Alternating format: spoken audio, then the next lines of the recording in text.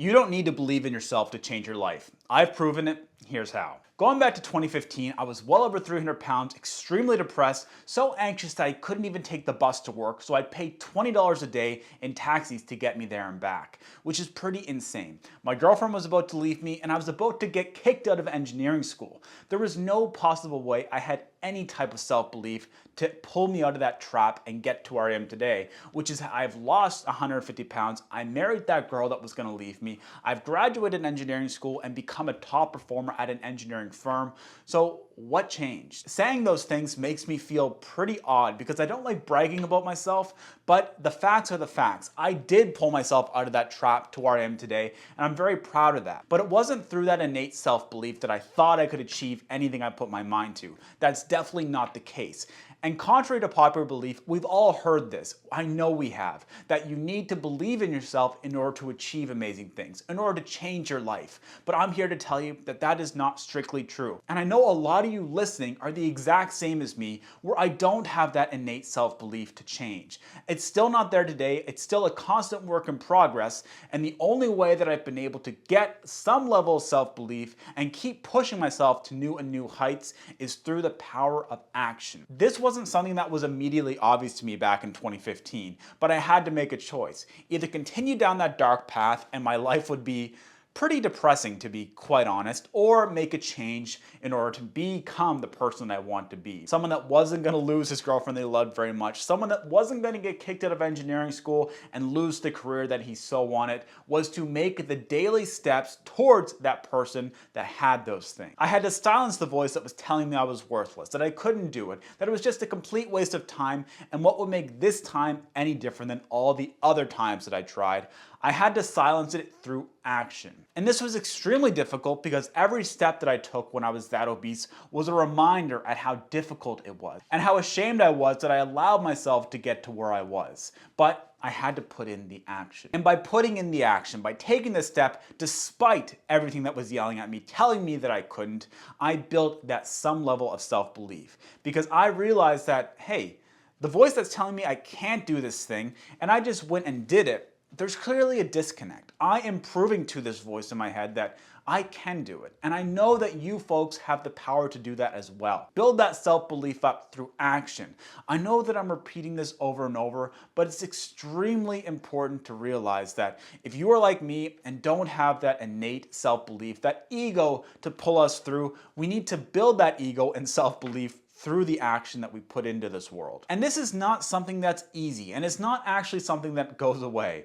So for this week, I'm training for the Valley Harvest Marathon, trying to break that 3:30 mark in the marathon for my first one, and there's a lot of self-doubt. There's voices screaming at me saying that you shouldn't have put this out on the internet because people are gonna make fun of you, you have no proof to back up what you're doing. I had a long run this weekend of a half marathon distance, so 13.1 miles, and it was very, very tricky. The last 10 kilometers at this pace were at marathon pace, and the first couple felt extremely difficult, and the voices were screaming at me, telling me I can't do it, and that I made a massive mistake. But I kept putting one foot in front of the other to make myself believe through action that I can do this if I keep putting in the work day after day. We interrupt this just to say, if you're enjoying this video, please make sure to hit that subscribe button and hit the like button down below. It helps with the channel a ton, and there's tons more content coming for you folks in the near future. And I know what you're probably thinking, that you might be different than me, that you can't do the action because you don't believe you can, and that's keeping you in place. But I'm here to tell you that that is not true. I am not special in any way. I was stuck in that loop where I tried and failed and tried again for over 10 years. I am not special. It took this realization that in order to change my life, I need to put in the action day after day, regardless if I believe in myself or not, because I will build that self-belief by putting in the action.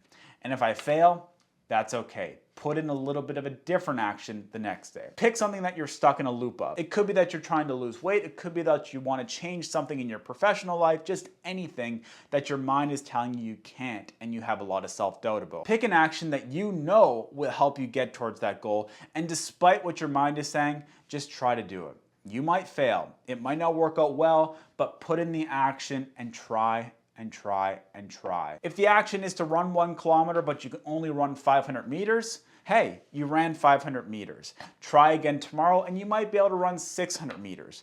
Build on this day after day. This is a lifelong journey. There is no end point, so we need to be patient and put in the effort. It doesn't matter day by day if you falter, just keep on putting in the action towards your dream. And that's what I'm doing with the Valley Harvest Marathon. Week after week, I'm putting in the action. Some days I might not be feeling well. I might need to adjust the workout or whatever the case may be, and that's okay.